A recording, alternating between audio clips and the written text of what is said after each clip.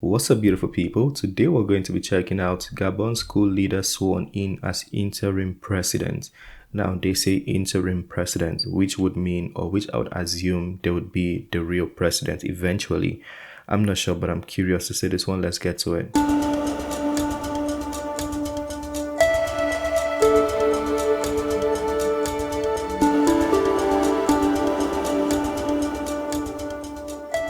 This is Top Accolade African News. I am Abiodun Mohamed. The leader of a coup that ousted Gabon's president, Ali Bongo, was sworn in as interim president and cheered by jubilant supporters on Monday in a televised ceremony designed to cast the military as liberators of an oppressed society. In West and Central Africa's 8th coup in 3 years, army officers led by General Brice Oligui Nguema seized power on August 30th, minutes after an announcement that Bongo had won an election they annulled and said was not credible. Nguema was given a standing ovation by military officers and officials as he arrived for the ceremony, and again just after he was sworn in by a panel of Constitutional Court judges. State TV showed images of a cheering crowd. Oh, he was sworn in by panel of constitutional judges.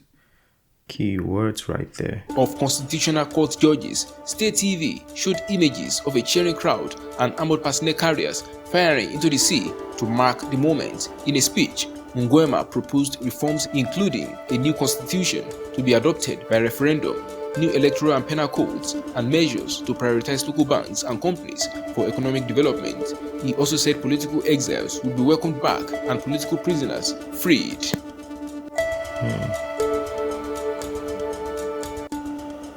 Italy's Eni signed on Monday an agreement to sell its unit Nigerian Agip Oil Company (NAOC) to Nigerian counterpart Oando, the group said in a statement, in the latest move by an energy giant out of the country. Amid rampant oil theft from pipelines, perpetual clashes with communities, and more focused exploration budgets, nearly all international oil majors, including Shell and ExxonMobil Corp, are trying to sell their onshore assets in the country. Eni's NAOC, which focuses on oil and gas exploration and production, has interest in 4 onshore blocks and 2. Oh, so this is from Nigeria. I'm not from Gabon, but I'm curious. I want to hear this one though. Still my country, so I want to hear it. Onshore exploration leases in Nigeria, the group said. The deal is subject to local and regulatory authorization. Similar approvals have been held back by legal and political issues in Exxon's and Shell's asset sales. Zambia's Mopane copper mines output declined in the first half of this year, contributing to deeper losses at the operation bought from Glencore in 2021. Mopane's losses worsened to $196 million in the 6 months through June, compared to $120 million in the prior period, as output dropped and cost rose. Parent company ZCCMIH said in a statement, copper output during the period declined to 14,946 tons from 20,000 tons in the same period last year. The loss is a further blow to the company's finances after it suffered a $298 million loss last year compared to $74.2 million in 2021.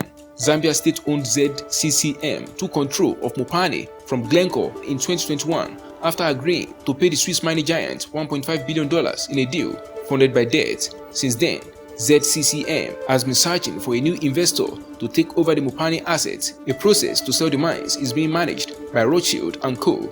and could be completed by December, ZCCM said. Commercial passengers have used the Lagos Metro rail line for the first time on Monday, 20 years after construction began on the project.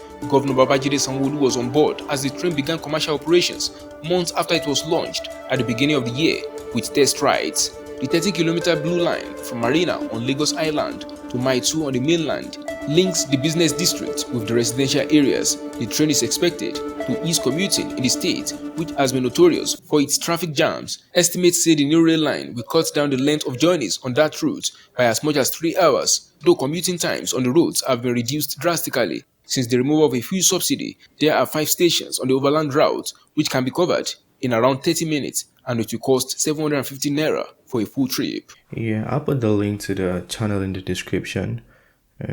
Yeah, hopefully the 20 years to build, is that how long it takes to build a train station? That's a little too long, Nigeria. What are you building? 30 kilometers. It's like you're building train underwater. Anyways, it's good that they've started using it at least. Hopefully it's functional, because after these launches, then it's like they get closed again and nobody gets to use it, especially now where the fuel price is crazy. It's very high. So if a lot of people can at least go where they have to go by using the train and it's cheaper, then it's commendable. Anyways, let me know what you think about that. Do you think Gabon, do you think they've done a good thing by making the coup leader the interim president? And also, who do you think they're going to make the real presidents, or would it be by election? Feel free to talk to me about all of these things. Let's have a discussion. That being said, it's the end of this video. Smash the like button, subscribe if you're new to the channel, and I'll see you on the next one. Have a wonderful day. Peace. I made this bed on my own, bed on my own.